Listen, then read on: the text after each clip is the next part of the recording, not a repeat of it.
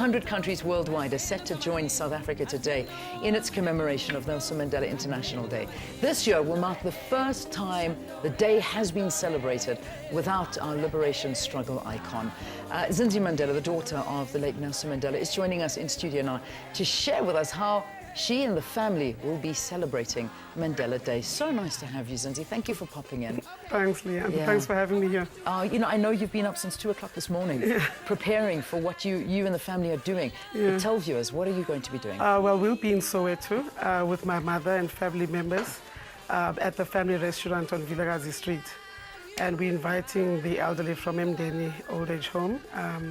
We're inviting children from a local feeding scheme and working in conjunction with the Somafco Trust. So we're just doing like a kind of high tea. Yeah. And we've invited friends who wish to come and pledge their support in whatever form. We're trying to steer clear away from financial currency, just to say whether you want to bring donations in kind, and if you do not have, just to bring a hug, a smile, and some hands just to roll up your sleeves and and help us, serve them.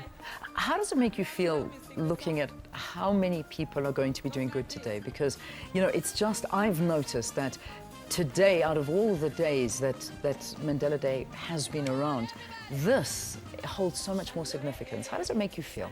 It's very touching because, obviously, we're still in mourning despite the traditional protocols having ended, but you still feel a deep sense of loss.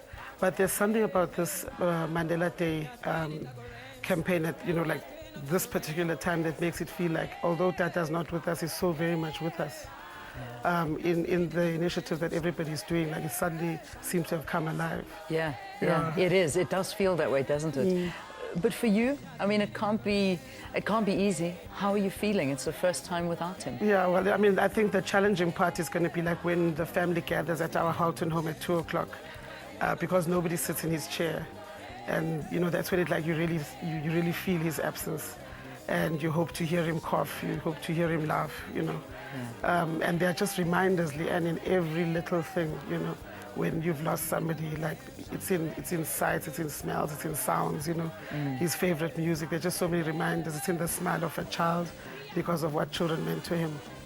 And it's even more difficult for you because, sometimes you can actually block it out if you go away. But, when it comes to Mandela being almost in a way belonging to the world, you never seem to ever get away from it. But do you ever want to get away from it? Or do you love seeing it in the way the world loves your dad? Yeah, I love seeing it because it just makes me feel like the sacrifices have been worthwhile. It would have been such a tragedy if after everything, all the sacrifices that he has made and his comrades, if that was just completely overlooked and forgotten in a heartbeat. I think it's so important to keep his legacy alive. Yeah. It's so important for us to celebrate those who came before and who've done good work that he exemplified. Yeah, and we also know that around about 100 countries are celebrating around the world and doing things. Are you aware of any sort of activities that'll be taking place around the world? Well, we know of quite a few, but it's just so difficult to be able to isolate be them. able to keep track. Oh my goodness! All we just do is just to celebrate because as he said, this is about. He said we must take action, inspire change, and make every day a Mandela Day. Yeah. So it's great that we're doing it for 67 minutes. Most of us have now started doing it over a period of a month, but we're hoping to see it as some kind of global movement for change, whereby we make every day a Mandela Day and we all reach our highest potential to be able to make a difference in somebody's life. Yeah. What did your dad love about this day? What did he do on this day? Obviously, towards the end, he couldn't really do much, but on this birthday of his, and I remember that traditional party where the kids would just come. He was just surrounded by children and the birthday cake and the presents and the handing out. What was a traditional birthday like for your dad? Our first challenge would always be what do we get him for a gift? It's impossible. I feel so for all you. we would do is just capture pictures taken over a year and create a collage and just hand over. I think each time he saw a collage, he must have just rolled his eyes. Here we go again. But, and he probably just wanted socks. Exactly, or slippers. Nobody ever buys me socks. And he'd always loved to hear what it is that we were doing. He'd pay so much attention to what it was, the different initiatives that we were involved in, and he would just be beaming with pride, Yeah. And then obviously when we're all at home with him, obviously in the presence of little children that he does, then you just don't exist. So, you know, he used to love being surrounded by that, you know, all the chaos, the noise, children running around, the laughter and so on. Yeah, that must be one of the most amazing, amazing memories that you have of him, and to do this. But what has been inspired today, the amount of people that are doing good, the amount of things that are happening today. I can't tell you, we're being inundated on Twitter with people that are just spending as much time as they can. And that line that you used, it's not about the financial contribution, it's the emotional contribution. Emotional and spiritual currency, that's key. Yeah. And you know, like as the great Mahatma once said, you are the change that you want to see in this world. Yeah. I think this is a great platform for us to be able to do exactly that. Yeah. What was your dad's favorite dish?